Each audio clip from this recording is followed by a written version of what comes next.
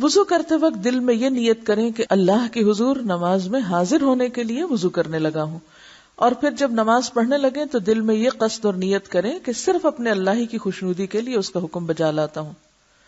نیت چونکہ دل سے تعلق رکھتی ہے اس لیے زبان سے ادا کرنے کی ضرورت نہیں، اور نیت کا زبان سے ادا کرنا رسول اللہ صلی اللہ علیہ وسلم کی سنت اور صحابہ کرام کے عمل سے ثابت نہیں، یعنی ایسی کوئی دلیل ہمیں نہیں ملتی کہ آپ نے نیت پڑھی ہو، نیت کی تو ہے لیکن نیت پڑھی نہیں۔ امام ابن تیمیہ رحمہ اللہ فرماتے ہیں کہ الفاظ سے نیت کرنا علماء مسلمین میں سے کسی کے نزدیک بھی مشروع نہیں۔ مشروع کا کیا معنی؟ جی ہاں، شریعت میں نہیں۔ رسول اللہ صلی اللہ علیہ وسلم نے، آپ کے خلفاء اور دیگر صحابہ، اور نہ ہی اس امت کے سلف اور ائمہ میں سے کسی نے، یعنی بڑے بڑے علماء میں سے کسی نے الفاظ سے نیت نہیں کی۔ عبادات میں مثلاً وضو، غسل، نماز، روزہ اور زکوٰۃ وغیرہ میں جو نیت واجب ہے، بالاتفاق تمام ائمہ مسلمین کے نزدیک اس کی جگہ دل ہے۔ امام ابن حمام اور ابن قیم بھی اس کو بدعت کہتے ہیں۔ اب یہاں حاشیے میں ذرا دیکھیے، نمبر 1 حاشیہ، اپنے دل میں کسی کام کی نیت کرنا اور ضرورت کے وقت کسی کو اپنی نیت سے آگاہ کرنا ایک جائز بات ہے، مگر نماز سے پہلے نیت پڑھنا، نیت کرنا نہیں بلکہ پڑھنا، عقل اور نقل اور لغت تینوں کے خلاف ہے۔ نمبر 1، عقل کے خلاف اس لیے ہے کہ بے شمار ایسے کام ہیں جنہیں شروع کرتے وقت ہم زبان سے نیت نہیں پڑھتے، کیونکہ ہمارے دل میں انہیں کرنے کی نیت اور ارادہ موجود ہوتا ہے۔ مثلا جوتا پہننے لگتے ہیں تو کبھی نہیں پڑھتے جوتا پہننے لگا ہوں وغیرہ وغیرہ۔ تو کیا نماز ہی ایک ایسا کام ہے جس کے آغاز میں اس کی نیت پڑھنا ضروری ہو گیا؟ نماز کی نیت تو اسی وقت ہو جاتی ہے جب آدمی اذان سن کر مسجد کی طرف چل پڑتا ہے، اور اسی نیت کی وجہ سے اسے ہر قدم پر نیکیاں ملتی ہیں۔ لہذا نماز شروع کرتے وقت جو کچھ پڑھا جاتا ہے وہ نیت نہیں بدعت ہے۔ اور پھر آپ دیکھیے کہ ایک اور حدیث میں بھی آتا ہے نا کہ جب ایک انسان نماز کا انتظار کرتا ہے تو نماز کے انتظار میں جو وقت گزرتا ہے وہ بھی دراصل کس میں ہوتا ہے؟ تو وہ جو انتظار کا وقت ہے وہ نیت کے بغیر تو نہیں انتظار ہوگا نا۔ نمبر 2، نقل کے خلاف، اس لیے کہ نبی اکرم صلی اللہ علیہ وسلم اور صحابہ کرام باقاعدگی کے ساتھ نمازیں پڑھا کرتے تھے، اور اگر وہ اپنی نمازوں سے پہلے نیت پڑھنا چاہتے تو ایسا کر سکتے تھے، ان کے لیے کوئی رکاوٹ نہیں تھی۔ لیکن ان میں سے کبھی کسی نے نماز سے پہلے مروجہ نیت نہیں پڑھی، اس کے برعکس وہ ہمیشہ اپنی نمازوں کا آغاز تکبیر تحریمہ یعنی اللہ اکبر سے کرتے رہے۔ ثابت ہوا کہ نماز سے پہلے نیت نہ پڑھنا سنت ہے۔ نمبر 3، لغت کے اس لیے خلاف ہے کہ نیت عربی زبان کا لفظ ہے، عربی میں اس کا معنی ارادہ ہے۔ نیت کا معنی کیا ہے؟ ارادہ، اور ارادہ دل سے کیا جاتا ہے، زبان سے نہیں۔ بالکل اسی طرح جیسے دیکھا آنکھ سے جاتا ہے، پاؤں سے نہیں۔ دوسرے لفظوں میں نیت دل سے کی جاتی ہے، زبان سے پڑھی نہیں جاتی۔ بعض لوگ روزہ رکھنے کی دعا، حج کے تلبیہ اور نکاح میں ایجاب و قبول سے نماز والی مروجہ نیت کو ثابت کرنے کی کوشش کرتے ہیں۔ عرض یہ ہے، روزہ رکھنے کی دعا والی حدیث ضعیف ہے، لہذا حجت نہیں ہے۔ حج کا تلبیہ صحیح احادیث سے ثابت ہے، وہ نبی اکرم صلی اللہ علیہ وسلم کی پیروی میں کہنا ضروری ہے، مگر نماز والی مروجہ نیت کسی حدیث میں وارد نہیں ہوئی۔ رہ گیا نکاح میں ایجاب و قبول کا مسئلہ، چونکہ نکاح کا تعلق حقوق العباد سے ہے، اور حقوق العباد میں محض نیت سے نہیں بلکہ اقرار، تحریر اور گواہی سے معاملات طے پاتے ہیں۔ یعنی وہاں صرف ارادہ ہی کافی نہیں کہ کوئی شخص نکاح کا ارادہ کر لے، اگر اس طرح صرف ارادے سے نکاح ہو جائے تو کوئی بے نکاح نہ رہے۔ جبکہ نماز میں تو بندہ اپنے رب کے حضور کھڑا ہوتا ہے جو تمام نیتوں کو خوب جاننے والا ہے، پھر وہاں نیت پڑھنے کا کیا تک بنتا ہے؟ قیام۔ حضرت عمران بن حسین رضی اللہ عنہ بیان کرتے ہیں کہ مجھے بواسیر کی تکلیف تھی، نبی صلی اللہ علیہ وسلم نے فرمایا، صلی قائما فإن لم تستطع فقاعدا فإن لم تستطع فعلى جنب، کہ ممکن ہو تو کھڑے ہو کر نماز ادا کرو، اگر طاقت نہ ہو تو بیٹھ کر، اگر بیٹھ کر ادا کرنے کی بھی طاقت نہ ہو تو لیٹ کر نماز ادا کرو۔ یہ حکم کس کے لیے؟ بیمار کے لیے، لیکن اصل کیا ہے؟ قیام۔ نبی صلی اللہ علیہ وسلم نے دیکھا کہ کچھ لوگ بیٹھ کر نمازیں ادا کر رہے ہیں۔ آپ نے فرمایا، بیٹھ کر نماز ادا کرنے والے کو کھڑے ہو کر نماز ادا کرنے والوں کی نسبت نصف ثواب ملے گا۔ نبی صلی اللہ علیہ وسلم کی عمر زیادہ ہو گئی تو آپ نے جائے نماز کے قریب ایک ستون تیار کرایا جس پر آپ نماز کے دوران ٹیک لگاتے تھے، یعنی پھر بھی بیٹھتے نہیں تھے، ٹیک لگا لیتے تھے لیکن کھڑے ہو کے پڑھتے تھے۔ تو اس سے پتہ چلتا ہے کہ قیام بے حد ضروری ہے۔ نبی صلی اللہ علیہ وسلم رات کا بڑا حصہ کھڑے ہو کر نوافل ادا کرتے اور کبھی بیٹھ کر، یعنی فرض نماز تو آخر عمر تک آپ نے کھڑے ہو کر پڑھی، لیکن نوافل کبھی بیٹھ کر بھی۔ جب قرات کھڑے ہو کر فرماتے تو اسی حالت یعنی قیام سے رکوع کی حالت میں منتقل ہوتے، اور جب بیٹھ کر قرات فرماتے تو اسی حالت میں رکوع بھی فرماتے تھے، یعنی اگر قیام کھڑے ہو کے ہوتا تو رکوع بھی کھڑے ہو کر، اور اگر قیام بیٹھ کر ہوتا تو پھر رکوع بھی بیٹھے بیٹھے ادا کرتے۔ ایسا نہیں تھا کہ پھر کھڑے ہو کے رکوع کر کے پھر سجدے میں جائیں۔ اور کبھی آپ صلی اللہ علیہ وسلم بیٹھ کر قرات فرماتے، جب قرات سے 30 یا 40 آیات باقی ہوتی تو آپ صلی اللہ علیہ وسلم کھڑے ہو کر ان کی تلاوت فرماتے، پھر حالت قیام سے رکوع میں چلے جاتے۔ دوسری رکعت میں بھی آپ صلی اللہ علیہ وسلم کا یہی معمول ہوتا، یعنی کبھی آپ بیٹھ کر بھی قرات فرماتے، جب 30-40 آیات باقی ہوتی تو کھڑے بھی ہو جاتے۔ تو اس سے کیا پتہ چلتا ہے کہ ایک ہی رکعت آدھی بیٹھ کے اور آدھی کھڑے ہو کر بھی ادا کی جا سکتی ہے، خاص طور پر جب طویل قیام ہو۔ اس حالت میں پھر رکوع دوبارہ بیٹھ کے نہیں کیا جائے گا، بلکہ جو آخری پوزیشن ہوگی کھڑے ہونے کی یا بیٹھنے کی، مثلا اگر آپ شروع میں کھڑے رہے اور پھر آدھے کے بعد بیٹھ گئے تو پھر رکوع بھی بیٹھ کر ہوگا، اور اگر آپ پہلے کھڑے ہو کے پڑھ رہے تھے پھر بیٹھ گئے اور پھر کھڑے ہو گئے تو پھر رکوع بھی قیام کی حالت میں ہوگا۔ دوسری رکعت میں بھی آپ کا یہی معمول ہوتا۔ تکبیر اولا، اولا کا کیا مطلب ہوتا ہے؟ پہلی۔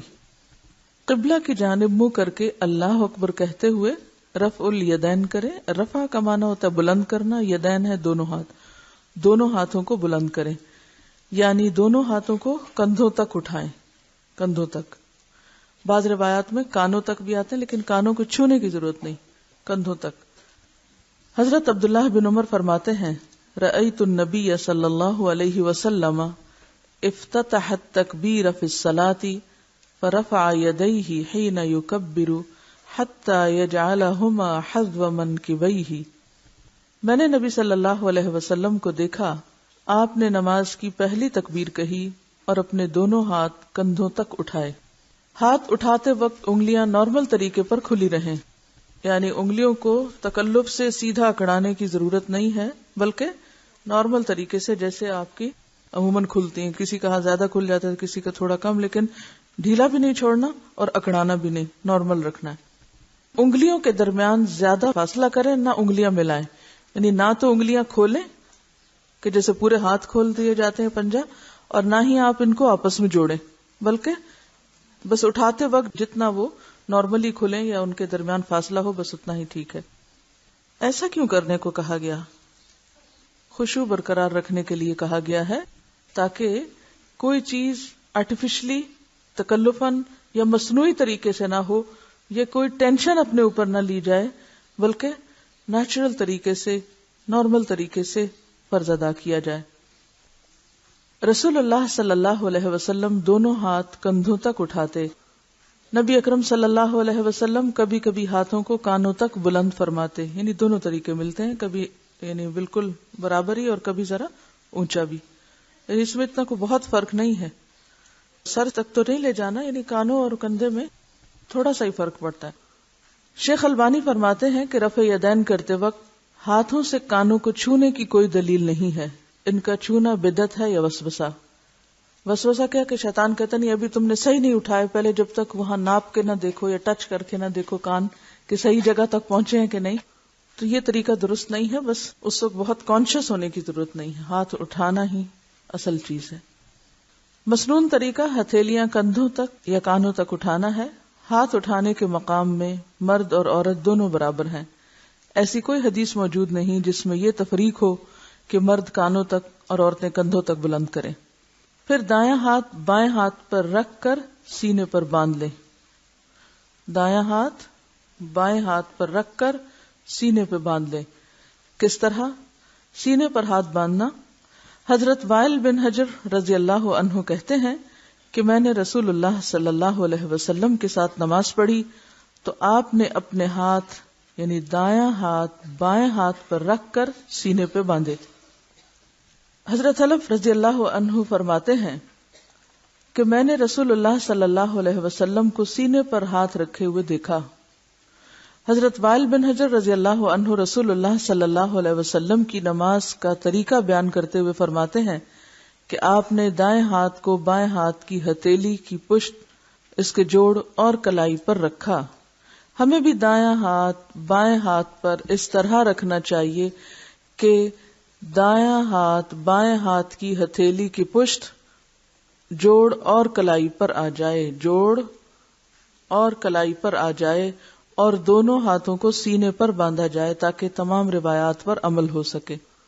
حضرت سہل بن سعد سے روایت ہے کہ لوگوں کو رسول اللہ صلی اللہ علیہ وسلم کی طرف سے یہ حکم دیا جاتا تھا کہ نماز میں دایاں ہاتھ بائیں کلائی پر رکھیں، دایاں ہاتھ بائیں کلائی پر رکھیں۔ رہی حضرت علی رضی اللہ عنہ کی روایت کہ سنت یہ ہے کہ ہتھیلی کو ہتھیلی پر زیر ناف رکھا جائے، تو اسے امام بہقی اور حافظ ابن حجر نے ضعیف قرار دیا ہے، اور امام نووی فرماتے ہیں کہ اس کے ذوف پر سب کا اتفاق ہے۔ تو اب آپ دیکھیے کہ ہاتھ کیسے آپ رکھیں گے، ہتھیلی پر، ٹھیک ہے؟ تو انگوٹھا اور چھوٹی انگلی کہاں آ جائیں گے؟ کلائی پر، اور باقی ہاتھ کا حصہ جوڑ پر، ٹھیک ہے؟ اب کر کے دیکھیے کہ سینہ بھی نہ تو ہاتھوں کو اوپر چڑھانے کی ضرورت ہے، کئی لوگوں کو میں نے دیکھا کہ وہ ہاتھوں کو اوپر رکھے ہوئے ہوتے ہیں، یہ نہیں رکھنے کا طریقہ، ٹھیک ہے؟ کئی لوگ اپنے کندھے بھی ساتھ سکیڑ لیتے ہیں اور وہ سمجھتے کہ شاید بہت ہی اونچا چڑھا کے اوپر رکھنا مراد ہے۔ اس میں آپ دیکھیے کہ نارمل اور نیچرل طریقے سے کھڑے ہوں۔ عورتوں اور مردوں کی نماز میں کوئی فرق نہیں۔ رسول اللہ صلی اللہ علیہ وسلم نے فرمایا، نماز اسی طرح پڑھو جس طرح تم مجھے نماز پڑھتے ہوئے دیکھتے ہو، یعنی ہو بہو میرے طریقے کے مطابق سب عورتیں اور سب مرد نماز پڑھیں۔ سلو جمع کا صیغہ ہے، جیسے یا ایھا الذین آمنوا ہوتا ہے جس میں سب شامل ہوتے ہیں۔ پھر اپنی طرف سے یہ حکم لگانا کہ عورتیں سینے پہ ہاتھ باندھیں، مرد زیر ناف، عورتیں سجدہ کرتے وقت زمین پر کوئی اور شکل اختیار کریں، مرد کوئی اور، یہ دین میں مداخلت ہے۔ یاد رکھیں کہ تکبیر تحریمہ سے شروع کر کے السلام علیکم ورحمۃ اللہ کہنے تک عورتوں اور مردوں کے لیے ایک ہی شکل اور ایک ہی ہیئت ہے نماز کی۔ سب کا قیام، رکوع، قومہ، سجدہ، جلسہ استراحت، قعدہ اور ہر مقام پر پڑھنے کی دعائیں یکساں ہیں۔ رسول اللہ صلی اللہ علیہ وسلم نے مرد اور عورت کی نماز کے طریقے میں کوئی فرق نہیں بتایا۔ اگر کچھ روایات ہیں بھی تو وہ ضعیف ہیں، یا زیادہ تر آپ کو ائمہ کے اقوال ملیں گے۔ سینے پر ہاتھ باندھ کر یہ دعا پڑھیں۔ حضرت ابو ہریرہ رضی اللہ عنہ روایت کرتے ہیں کہ رسول اللہ صلی اللہ علیہ وسلم تکبیر اولیٰ اور قرات کے درمیان کچھ دیر چپ رہتے، اللہ اکبر اور سورۃ فاتحہ کے درمیان کچھ دیر چپ رہتے۔ بس میں نے کہا، میرے ماں باپ آپ پر قربان، اے اللہ کے رسول صلی اللہ علیہ وسلم، آپ تکبیر اور قرات کے درمیان خاموش رہ کر کیا پڑھتے ہیں؟ آپ نے فرمایا، میں یہ پڑھتا ہوں، اللہم باعد بینی و بین خطایای کما بعدت بین المشرق والمغرب، اللہم نقنی من الخطایا کما ینقی الثوب الابیض من الدنس، اللہم اغسل خطایای بالماء والثلج والبرد۔ یا اللہ میرے اور میرے گناہوں کے درمیان دوری ڈال دے جیسے تو نے مشرق اور مغرب کے درمیان دوری رکھی ہے۔ اے اللہ مجھے گناہوں سے اس طرح پاک کر جیسا کہ سفید کپڑا میل سے پاک کیا جاتا ہے۔ اے اللہ میرے گناہ اپنی بخشش کے پانی، برف اور اولوں سے دھو ڈال۔ اصل میں پانی کے بعد برف اور اولوں کا ذکر جو ہے یہ طہارت میں مبالغہ بھی ہے۔ اگر آپ نے کہیں برف گری ہوئی دیکھی ہو تو آپ کو اندازہ ہوگا کہ اس کے بعد فضا جس طرح صاف ہوتی ہے اور پورا ایٹماسفیئر جس طرح کلیئر ہوتا ہے، وہ صرف بارش سے بھی نہیں ہوتا۔ یعنی جتنی پولوشن برف باری کے بعد ختم ہوتی ہے اور جس طرح ہر طرف سفید چادر تن جاتی ہے، اور رات کے وقت بھی ایسی گلیئر اٹھتی ہے اس سفید برف سے کہ یوں لگتا ہے کہ دن چڑھا ہوا ہے یا کہیں نہ کہیں تیز چاند چمک رہا ہے۔ اور یہ اسی پچھلے مجھے رمضان کے بعد جب میں باہر تھی تو اتنی شدید برف باری دیکھنے کا اتفاق ہوا. جب میں آدھی رات کے وقت اٹھی تو واش روم میں گئی تو میں نے دیکھا کہ باہر کچھ جیسے روشنیاں ہیں، اور وہ کیا تھی کہ برف کی گلیئر تھی. یعنی اتنی سفیدی نظر آتی ہے ایون رات کے وقت بھی کہ اس سے زیادہ پاکیزگی اور صفائی کا کوئی کانسیپٹ نہیں ہو سکتا. تو اس وقت مجھے یہ دعا سمجھ میں آئی کہ یہ کیوں کہا گیا کہ اللہ میرے گناہ پانی، برف اور اولوں سے دھو ڈال. تو یہ انتہا درجے کی صفائی کی طرف اشارہ ہے کہ جس میں ہوا بھی صاف ہو، جس میں فضا بھی، اور جس میں زمین بھی، اور ہر چیز ایک طرح سے سفید چادر سے ڈھک جائے. مثلا آپ دیکھتے ہیں آپ کارپیٹ پہ بیٹھتے ہیں تو اس پہ چادریں ڈالتے ہیں سفید. تو سفید چادر کس لیے ڈالتے ہیں؟ کیونکہ وہ صفائی میں ایک مزید صفائی کا اضافہ ہے. اور کلر سفید ہی کیوں؟ حالانکہ کوئی اور رنگ ہوتا تاکہ میل نظر نہ آتی، کیونکہ عام طور پہ لوگ کہتے ہیں نا میل خورا ہو، گندگی ہو مگر ہمیں نظر نہ آئے. اسی طرح آپ کو کیوں کہا جاتا ہے کہ سفید کپڑے پہنے؟ تاکہ وہ صفائی کا ایک احساس بھی ہو. بعض اوقات صرف صفائی کا ہونا کافی نہیں بلکہ صفائی کا احساس ہونا جو ہے وہ بھی ضروری ہوتا ہے. تو جب آپ اس طرح کی دعائیں مانگتے ہیں نماز میں تو اس سے نماز جو ہے ہی گناہوں کو دھونے کا ذریعہ، تو اس احساس میں مزید اضافے کا سبب ہوتی. اور یہ دعا صحیح بخاری میں آئی ہے. یا یہ دعا پڑھیں. رسول اللہ صلی اللہ علیہ وسلم کے پیچھے ایک شخص نے کہا اللہ اکبر کبیرا والحمد للہ کثیرا وسبحان اللہ بکرۃ واصیلا.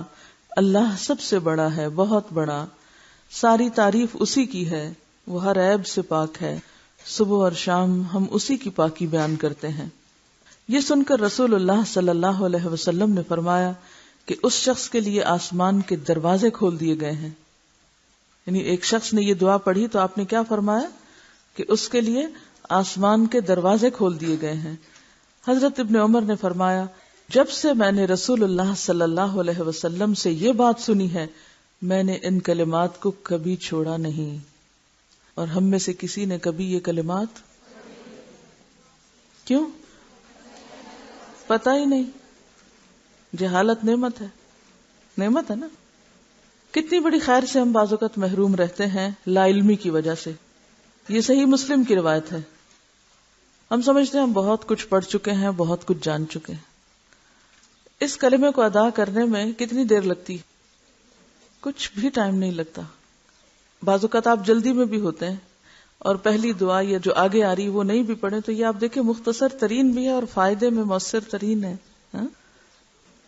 یا یہ دعا پڑھیں سبحانک اللہم و بحمدک و تبارک اسمک و تعالی جدک ولا الہ غیرک. اے اللہ تو پاک ہے، ہم تیری تعریف کے ساتھ تیری پاکی بیان کرتے ہیں. تیرا نام بڑا ہی بابرکت ہے، تیری بزرگی بلند ہے، تیرے سوا کوئی معبود نہیں. یہ ترمذی کی روایت ہے.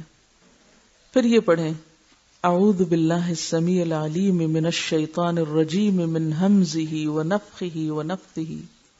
اللہ کی پناہ مانگتا ہوں جو ہر آواز کو سننے والا اور ہر چیز کو جاننے والا ہے، مردود شیطان کے شر سے، اس کے خطرے سے، اس کی پھونکوں سے اور اس کے وسوسے سے. کتنی خوبصورت دعا ہے، کتنی خوبصورت طریقے کی پناہ مانگی گئی ہے. اعوذ باللہ السمیع العلیم من الشیطان الرجیم من ہمزہ ونفخہ ونفثہ. بسم اللہ الرحمن الرحیم. الحمد للہ رب العالمین الرحمن الرحیم مالک یوم الدین ایاک نعبد و ایاک نستعین اہدنا الصراط المستقیم صراط الذین انعمت علیہم غیر المغضوب علیہم ولا الضالین آمین. اللہ کے نام سے شروع کرتا ہوں جو نہایت رحم فرمانے والا بے حد مہربان ہے. ساری تعریف اللہ کے لیے ہے جو تمام مخلوقات کا رب ہے، بے حد رحم کرنے والا، بے حد مہربان ہے، بدلے کے دن کا مالک ہے. اے اللہ ہم تیری ہی عبادت کرتے ہیں اور تجھی سے مدد مانگتے ہیں.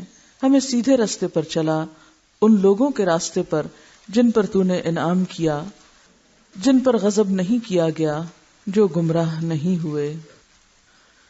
حضرت انس رضی اللہ عنہ فرماتے ہیں کہ رسول اللہ صلی اللہ علیہ وسلم حضرت ابو بکر اور عمر رضی اللہ عنہ قرات الحمد للہ رب العالمین سے شروع کرتے. یعنی اعوذ باللہ اور بسم اللہ نہیں پڑھتے تھے بلکہ ڈائریکٹ سورۃ الفاتح سے شروع کرتے. حضرت انس کہتے ہیں کہ میں نے رسول اللہ صلی اللہ علیہ وسلم، ابو بکر، عمر اور عثمان کے پیچھے نماز پڑھی، وہ بلند آواز سے بسم اللہ نہیں پڑھا کرتے تھے. ٹھیک ہے، یعنی دل میں پڑھتے تھے. آپ بسم اللہ الرحمن الرحیم سرن یعنی آہستہ پڑھتے تھے. امام ابن تیمیہ فرماتے ہیں کہ حدیث کی معرفت رکھنے والے اس امر پر متفق ہیں کہ امام کے لیے بسم اللہ زور سے پڑھنے کی کوئی صریح روایت نہیں ہے، لیکن اگر ہم اپنے دل میں نماز پڑھ رہے ہیں تو اعوذ باللہ بسم اللہ سب پڑھیں گے. اگر نماز میں جمائی آ جائے تو اسے حد الوسع روکیں، نہ رکے تو منہ پر ہاتھ رکھیں اور آواز بلند نہ کریں، کیونکہ جمائی لیتے وقت بلند آواز کرنا جو ہے وہ نماز میں خلل کا ذریعہ ہے. یہ جو دعائیں آپ نے پڑھی ہیں ان کو ذرا ایک دفعہ دہرا لیتے ہیں. اللهم باعد بيني وبين خطاياي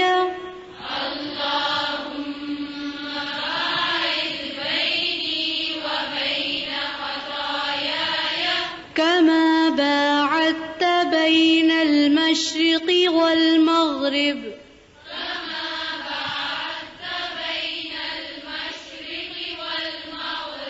اللهم نقني من الخطايا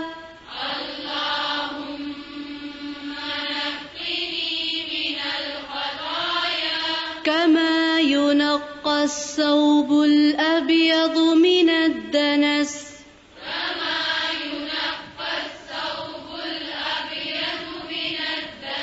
اللهم اغسل خطاياي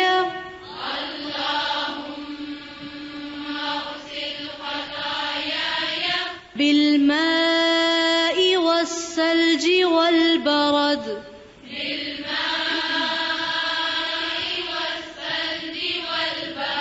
سبحانك اللهم وبحمدك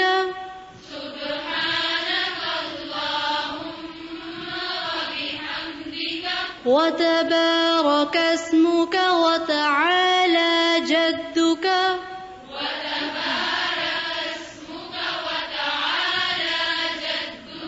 ولا إله غيرك